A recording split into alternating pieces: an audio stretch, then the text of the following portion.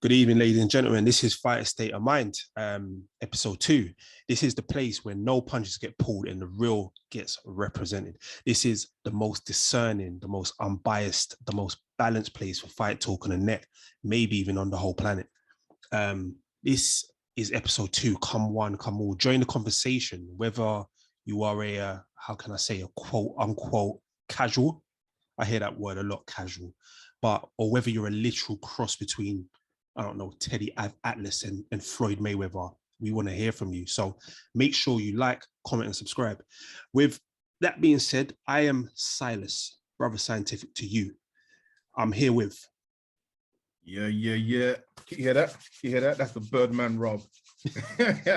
It's me, the Maverick, the guy with the wild takes. I'm ready for today's one. I mean, this topic today hopefully should get that Birdman Rob going for everyone. Okay. And who else is in the building? I'm the Riddler, the one and only. A fan's fan, you know what I mean? A man's man, and all of that. Don't get that. The ladies love. So many AKAs, but yeah, I'm here checking my mates. I'm for the people and all of that. And yeah, like Silas is saying, man, like, comment, and subscribe. You know, it means a lot to us. New show and all of that. Trying to make sure we connect the dots and satisfy your needs. With that being said, what a weekend. Yeah, a few fights this weekend. I enjoyed this weekend. But, I was going to say, before you jump in, though, I've got to say, you must be the only person that knows what computers Putin is with that intro. Yeah. I've been known to shock a few people, Maverick, including yourself. Right. Yeah, mate. But yeah, no, it was a busy weekend and an interesting one, very interesting one. You must be sleeping underneath a rock if you didn't notice what transpired over the weekend. Anthony Joshua, the former unified two-time no time ex heavyweight champion. We want to get into it a little bit. Wow, I want to talk about his stock level at the moment. I want to give a shout out to Kim because she raised the question. Is AJ still a big cash cow in the heavyweight boxing side of things? Or is he the biggest? Not a big, because we know that he's big. Is he still the biggest draw today, considering that he lost against Usyk? Now, I want to hear Maverick. I know he's obviously a bit of a fanboy, so let's... I'm not a fanboy. I told you. Let's not do this. All right, listen. First of all, there was 66,000 people in the stadium on Saturday, right? Mm-hmm. I don't think that all of a sudden it's going to drop down to 20,000 out of nowhere, especially because the rematch. Now the difference is, do people believe in him anymore? That's a different argument and different case for us. You know, we can discuss, but I still think that, look, it's one loss or two losses on his career right now. Yeah, get it right on me. No, I'll say one loss as it. Listen, calm down. You get your turn, okay? it's one loss. We can't just turn around and say, all of a sudden he's not going to sell anymore. I think that's stupid for us to say. Okay. Well, I mean, ladies and gentlemen, so one thing I do like about Maverick is he does say a lot, but didn't actually answer the question. The question was, is he going to be... Yes, he is. Okay, you happy? You've had your time, mate. You're cutting into my time now. Yeah. Is he going to be the biggest cash cow in heavyweight boxing? I think he still is. Because, you know, like Tyson Fury said, he's a businessman, you know, and his product, his brand, you know, it's there's a story behind it. And like we said last week, or like Maverick insisted, he's good looking, so the ladies love him and are going to follow him, you know. So yeah, he's still going to be a cash cow. Moreover, he is with Eddie Hearn at Matchroom Boxing, and Eddie has invested a lot into him. So I don't really see him dropping that. But I'll come back to that point in a second. I'll pass the mic over to the Riddler. Yeah. I think it's a hat trick in terms of we're all in agreement. He's still the biggest, isn't it? I mean, he's the only one who's doing numbers like Sudoku at the moment, so it's fair to say that he is the big draw. I am concerned though. I really am concerned because we know that, you know, you can't just keep taking L's like this, you know, and the fans can be fickle, and before you know it, that cash cow can be milked for what it's worth. So there is a time limit on it. But at the moment, yeah, I'll still say he's the biggest cash cow in the game. But we know that he's the biggest cash cow. Definitely. He's running numbers, he's doing the thing, irrespective of the loss. But I want to ask is... Whoa, pause. Before you're asking more questions, I got to deal with something, okay? I got to deal with something, because I think there's a little bit of disrespect saying we're calling me a fanboy, right? Okay. Right, relax, okay? Hashtag triggered. Then let's clarify some people as well, because I think there's still a point here we need to make, right? Let's think of Mike Tyson, baddest man on the planet, right? Even after he lost to Evander Holyfield, right, the first time and the second time, he was still doing numbers, wasn't he? Right? People still wanted to see, is he still the man, right? Even towards the end of his career, when he was losing to Danny Williams and stuff like that, people still tuning in. So I think the idea of one loss, two losses, all of a sudden derails like a top tier selling boxer is ridiculous. Now, Tyson, but when we talk, sorry, with all due respect, Maverick, Tyson was one of a kind, and the entertainment factor and the package that came with that enabled him to still sell out and still get... No. Mike Tyson is a bad man, innit? He's a bad man, yeah, and we all love to see a bad boy, innit? So you can't even bring that to the table, though. Listen, I'm just saying, I saw AJ's name on fire. Why? I don't know, but I saw his name on fire. Hey, listen, shall I tell you why, right? He's, like I said, this thing is not just about whether you win or lose. It's about what you got behind you. It's about the machine behind you. And like I said, he's with Eddie Hearn. Eddie Hearn is pimping. He's pimping the game. Pop my collar to that, bro. Yeah, he's pimping the game, yeah. And guess who's his bottom bitch?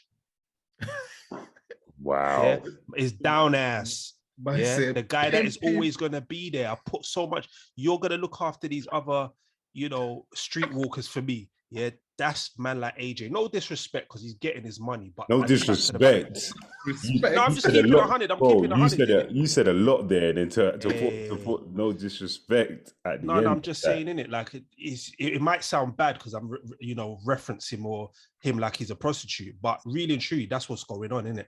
Yeah, you sold your soul, and now Eddie Hearn is coming to collect. You know, and you're gonna get that money one way or the other. I don't think so, man. Eddie Hearn the zone today increased the price to $7.99.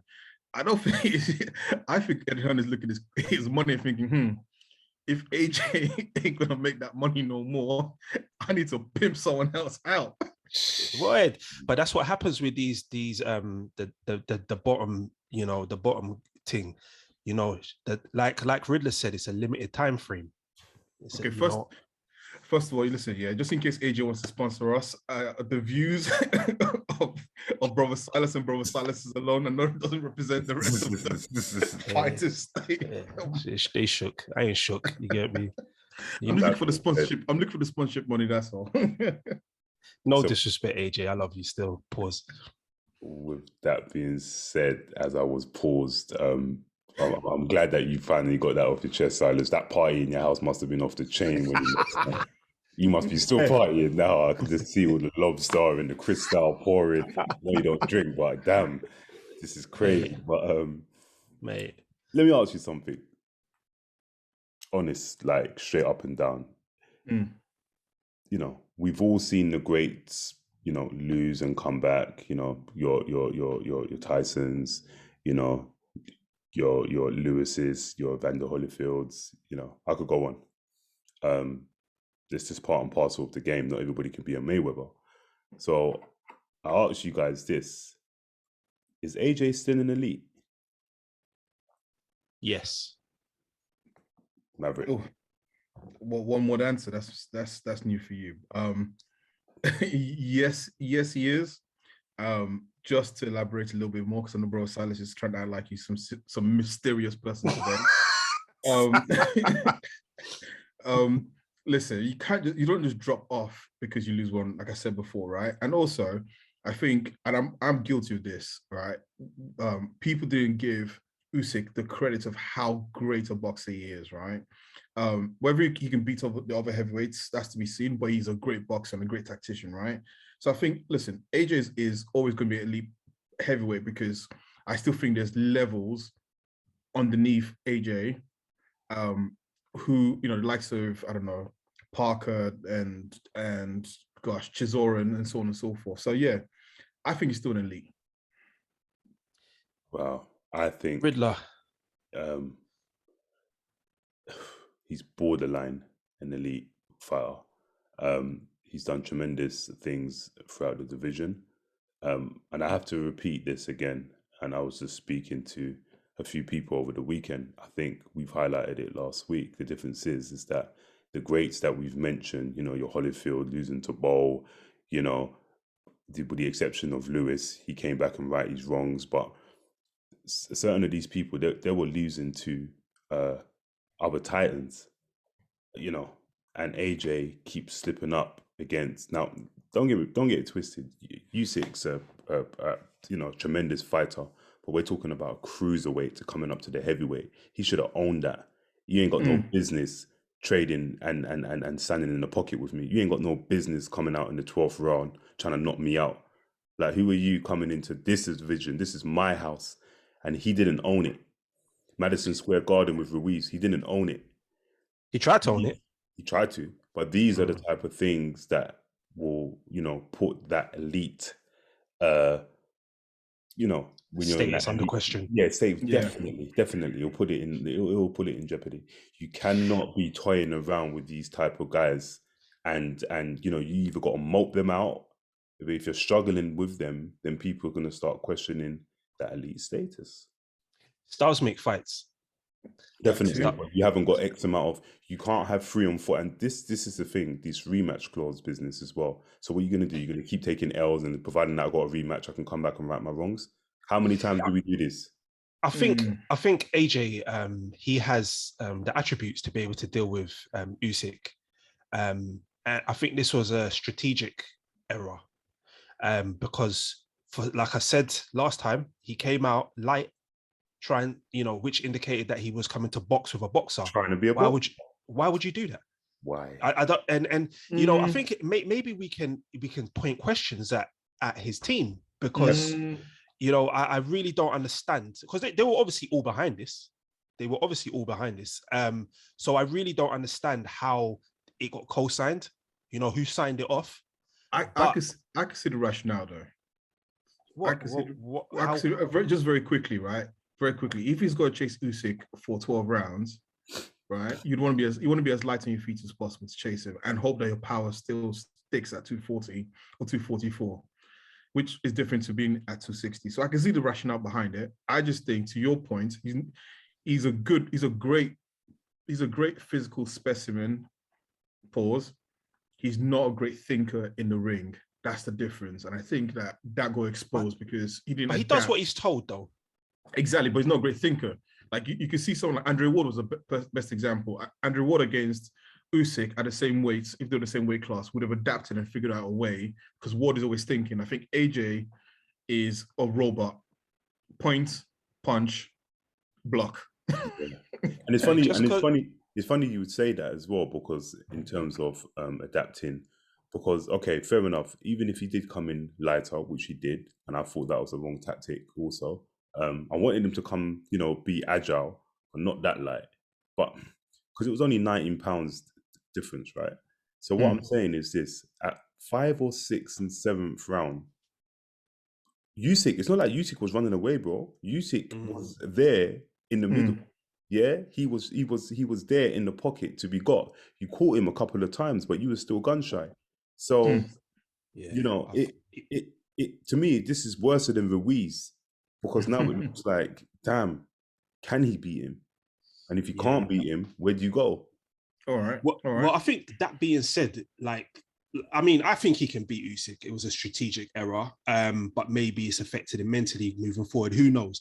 But I guess maybe a bigger question now is, what kind of success is Usyk going to have? What kind of guys would probably beat Usyk at this weight?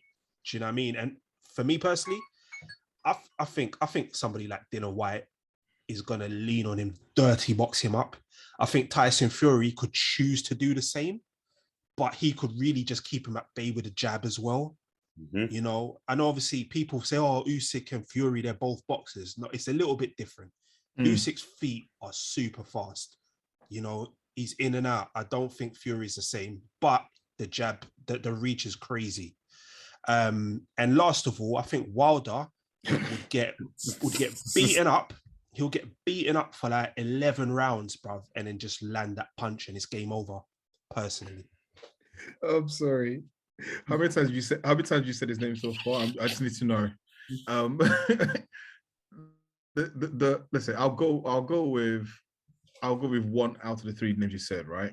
I'll say Fury definitely, because I think the reach is just too much. 6'9", 6'8" versus 6'4". I think punching upwards for 12 rounds is not easy.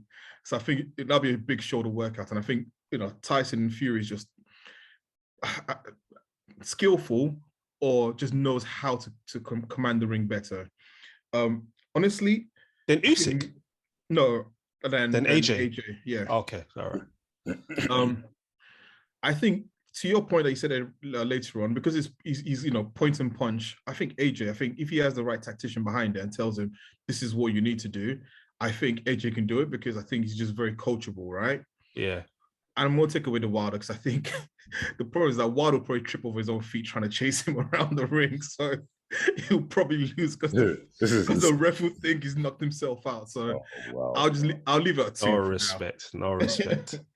Yeah. Do you know what? I hope Wilder catches you up to you like he caught up with that troll. Yeah, because you diss my Donny too much, bro. I can fight, so I've got at least one punch in me. I want to say it's got to be Fury again, for the same reasons that you guys are saying. It's too big. He will make that look easy. To be fair, you're not going to get inside Fury's jab like you did with AJ. Then I'll move to Dillian White, but again, Dillian White can be a bit clumsy. I'm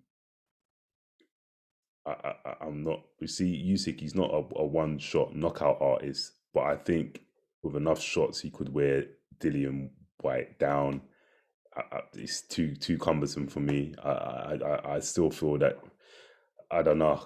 I'll say 70-30. He does know how to use his weight, though. You must agree. He can use his weight and he can tie up. He's good in that aspect. Yeah. But the clumsiness to left foot, sometimes it just looks a little bit. I don't know. Wilder. At first, I was saying no. Wilder. Usyk wouldn't be able to hang with Wilder. Wilder would get him out there easy.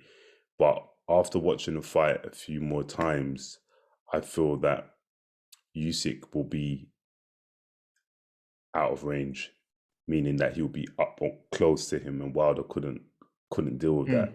I feel that Wilder will struggle with that all night. There won't be no lucky overhand right that night. And as for the third, I'm probably going to say somebody that's going to, bug the whole boxing fraternity out, which is Joseph Parker. I really feel that Joseph Parker could give him a run for his money. The dude can box. I can see where you're coming from. Yeah, he can box, and I do feel that Usyk will struggle with him. All right. Listen, that's just some great people we've mentioned. I think first of all, we just got to say, it was a shock for some, and not a shock for others this weekend. We had a 3-headed monster, which one of the heads is now being replaced. It's no more AJ, Wilder, and Fury anymore. It's now Usyk and Fury. So that with that in mind, what? With that, it's now a 2-headed monster. And with that in mind, this has been the Fighter State of Mind podcast episode 2. Remember to like, share, and subscribe. Tell a friend, tell another friend. And Have a good one. Peace. Peace, y'all. Peace.